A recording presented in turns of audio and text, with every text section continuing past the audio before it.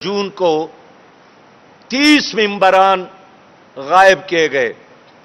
جماعت اسلامی نے الیکشن سے قبل بھی الیکشن کمیشن کو خط لکھا تھا کہ ہمارا ڈیمانڈ ہے کہ ایک شفاف الیکشن کو یقینی بنایا جائے، اور شفاف الیکشن کو یقینی بنانے کے لیے تمام ممبران کو پولنگ سٹیشن پر حاضر کیا جائے، ان کو سیکیورٹی دی جائے۔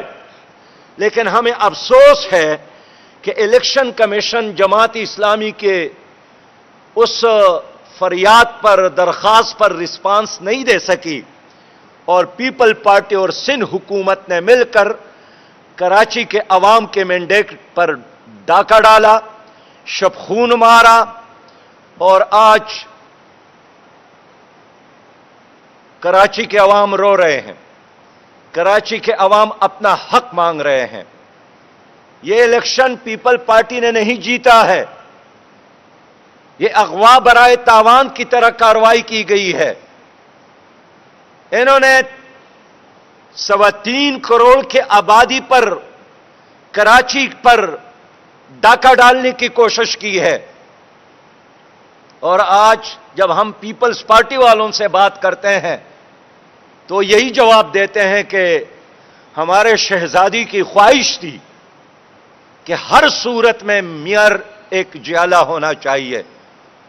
تو آپ نے بے شک الیکشن جیتا تو ہے، لیکن ہمارے شہزادے کی خواہش ہے، اور اب شہزادہ کہتا ہے کہ ہم باقی ملک میں بھی کراچی کی طرح الیکشن جیتیں گے۔ اور اس کے ساتھ کل شہزادی نے بھی کہا ہے کہ ہم اسی طرح 2/3 اکثریت سے آئندہ الیکشن جیتیں گے۔ سچی بات یہ ہے کہ اس الیکشن کے بعد الیکشن کمیشن نے اپنا وقار ختم کیا، جمہوریت کو کراچی کے گلیوں اور کوچوں میں دفنانے کی کوشش کی۔ کیا یہ شرم کی بات نہیں ہے کہ بلاول صاحب کہتے ہیں کہ ہم نے ایک مذہبی جماعت کو شکست دی، اور مذہب کو شکست ہوئی؟ مذہب کو کبھی آپ شکست نہیں دے سکتے، نہ مذہبی جماعت کو شکست دے سکتے ہیں۔ میں کراچی کے عوام کو ایک بار نہیں 100 بار سلام کرتا ہوں جنہوں نے جماعت اسلامی پر اعتماد کیا، عدل اور انصاف کے خاطر، کراچی کی حقوق کے خاطر، اپنے بچوں کے روشن مستقبل کے خاطر کراچی کے عوام نے جماعت اسلامی پر اعتماد کیا۔ لیکن پیپلز پارٹی نے جو 14 سالوں سے برسر اقتدار ہے، نہ سکر کو ترقی دے سکے، نہ لاڑکانہ کو آباد کر سکے، نہ حیدرآباد کو خوشحال کر سکے، نہ ترپارکر کی پسماندگی اور غربت کو ختم کر سکے۔ پورا شہر حیدرآباد کا، سکر کا، جامشورو کا، مونجڈارو کنڈرات کی طرح نظر آتے ہیں۔ آج شدید تر بدامنی ہے کراچی اندرونی سندھ میں۔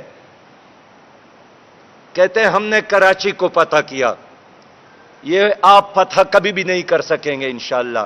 جماعت اسلامی نے شورا کا اجلاس کیا، اور ہم نے فیصلہ کیا کہ ہم ان ظالموں کے خلاف،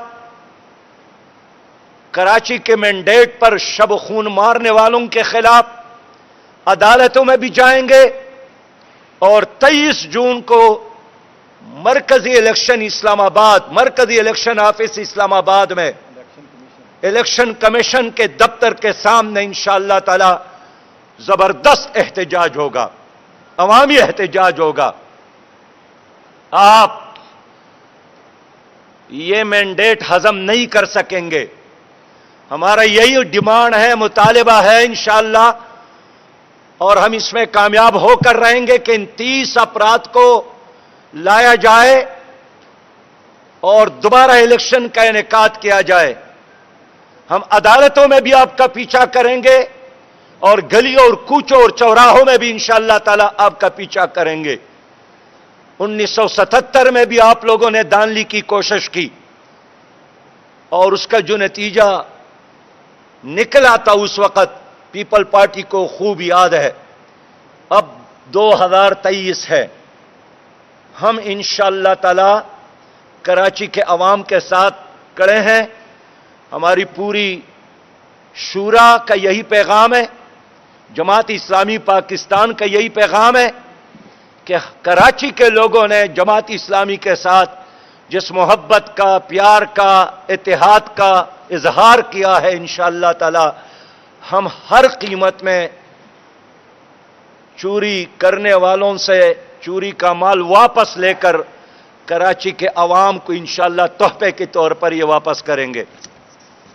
محترم صحافی حضرات, اس وقت بلوچستان جو ایک لحاظ سے پاکستان کی ترقی اور خوشحالی کے لیے امیدوں کا مرکز بھی ہے سی پیک کے حوالے سے, لیکن دوسرے طرف پسماندگی اور غربت اور محرومیوں کا ایک داستان بھی ہے. میرے ساتھ مولانا ہدایت الرحمان صاحب موجود ہیں جنہوں نے 4 مہینے جیل میں گزارے ہیں. سپریم کورٹ نے اس کے رہائی کا آرڈر دیا. تو کیوں جیل میں ڈالے گئے تھے؟ اس لیے کہ گوادر کے لوگوں کے حقوق کے لیے انہوں نے 2 بار دھرنا دیا, احتجاج کیا. وہ کیا مانگ رہے ہیں؟ پانی مانگ رہا ہے, بچوں کے لیے تعلیم مانگ رہا ہے, اپنے لیے نوجوانوں کے لیے روزگار مانگ رہا ہے. ان کا ڈیمانڈ یہی ہے کہ صدیوں سے وہاں مچھروں کا جو کاروبار ہے وہ ان سے نہ چھین لیا جائے, بارڈر کی جو تجارت ہے اس کو ختم نہ کیا جائے, گھروں کے سامنے اور سکول اور کالجز کے سامنے جو لوگوں کے تلاشیاں ہوتی ہیں بے عزتی کے ساتھ اس کو بند کیا جائے. تو یہ تو بنیادی انسانی حقوق ہے جس کی ضمانت پاکستان کا آئین دیتا ہے. کیا آئین کے مطابق ایک شہری کے لیے حق مانگنا یہ جرم ہے؟ اسی جرم میں مولانا ہدایت الرحمان صاحب جیل میں گئے. میں حکومت سے کہنا چاہتا ہوں کہ وفاقی اور صوبائی حکومت نے مولانا ہدایت الرحمان صاحب اور ان کی ٹیم کے ساتھ جو وعدہ کیا تھا وہ پورا کیا جائے. گوادر کے عوام کے ساتھ اس معاہدے پر من و عن عمل کیا جائے, کوئی احسان نہ کیا جائے, کوئی خیرات نہ دیا جائے. جو ان کا حق ہے بلوچستان کے عوام کا, وہ حق ان کو واپس کیا جائے. پیمانہ صبر اب لوگوں کا لبریز ہو گیا ہے. اب لوگ بیدار ہو گئے ہیں, اپنے حق چھیننا بھی چاہتے ہیں, لینا بھی جانتے ہیں. اس لیے جماعت اسلامی پاکستان کی شورا کا یہی پیغام ہے پاکستان کے عوام کے لیے کہ ہم اس جدوجہد میں بلوچستان کے عوام کے ساتھ کھڑے ہیں, اور جب تک بلوچستان کے لوگوں کو ان کے حقوق نہیں دیے جاتے ہیں ہم انشاءاللہ ہر محاذ پر ایوانوں میں بھی اور ایوانوں سے باہر اس جدوجہد کو جاری رکھیں گے. محترم صحافی حضرات, میں کہنا چاہتا ہوں کہ پی ٹی آئی کے بعد پی ڈی ایم کا تجربہ بھی ہو گیا. 1 سال سے زیادہ عرصہ ان کا ہو گیا ہے اور نوشتہ دیوار ہے ان کی ناکامی. حالات نے ثابت کر دیا کہ یہ جو ٹیسٹ ٹیوب لیڈر ہے یہ چلنے والے نہیں ہیں. یہ تجربات ناکام ہو گئے. جو این آر او کے نتیجے میں جو پارٹیاں برسر اقتدار آ جاتی ہے وہ کبھی بھی ڈیلیور نہیں کر سکتی. اور پی ڈی ایم 13 جماعتوں کا اتحاد ہے, آپس میں بھی جنگ ہے, 10 بگریبان ہے, اور آپس کی لڑائی بھی غربت کے خاتمے کے لیے نہیں ہے, بے روزگاری کے خاتمے کے لیے نہیں ہے, بدامنی کے خاتمے کے لیے نہیں, مفادات کے لیے ہے. ہم یہی سمجھتے ہیں کہ ان کو اگر 5-6 مہینے اور بھی ملتے ہیں ملک کے مسائل میں اور اضافہ ہوگا, ان کو 10 مہینے ملتے ہیں اور اضافہ ہوگا. اس لیے اس دلدل سے نکلنے کا ایک ہی راستہ ہے اور وہ کہ ایک شفاف الیکشن کا اعلان ہو جائے. بے شک قوم پریشان ہوگا اگر یہ حکومت خود استعفیٰ دے دیتی ہے اور اسمبلیوں کو تحلیل کرتی ہے اور عوام کو ایک نئی قیادت اور حکومت بنانے کے لیے عوام کو اب موقع یہ عوام کا مطالبہ ہے کہ اب ہمیں موقع ملنا چاہیے. میں سمجھتا ہوں کہ اس لمحے میں اپنی اس موقف کو دہرا دوں کہ اسٹیبلشمنٹ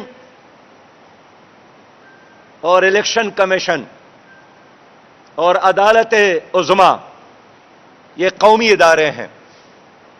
اس قومی اداروں کی توقیر، عزت ایک ہی صورت میں ممکن ہے کہ تینوں ادارے سیاست سے دور رہے. اور ہم یہی چاہتے ہیں کہ ایک شفاف الیکشن اس وقت لوگ تسلیم کریں گے جب یہ تین ادارے الیکشن کے دوران غیر جانبدار رہے. گزشتہ عرصے میں ایک سیاسی لاش انہوں نے اپنے کندھوں پہ رکھا، اب 13 لاشیں انہوں نے کندھوں پر رکھیں، سیاسی لاشیں.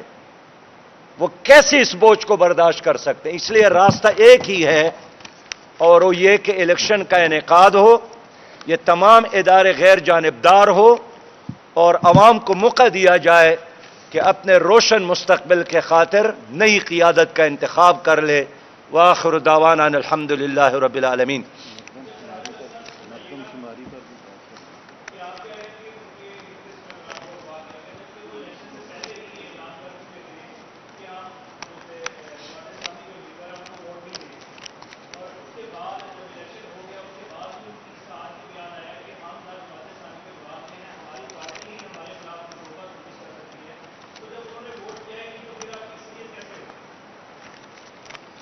پیارے بھائی، ووٹ دینا اور نہ دینا بات کی بات ہے، لیکن پولنگ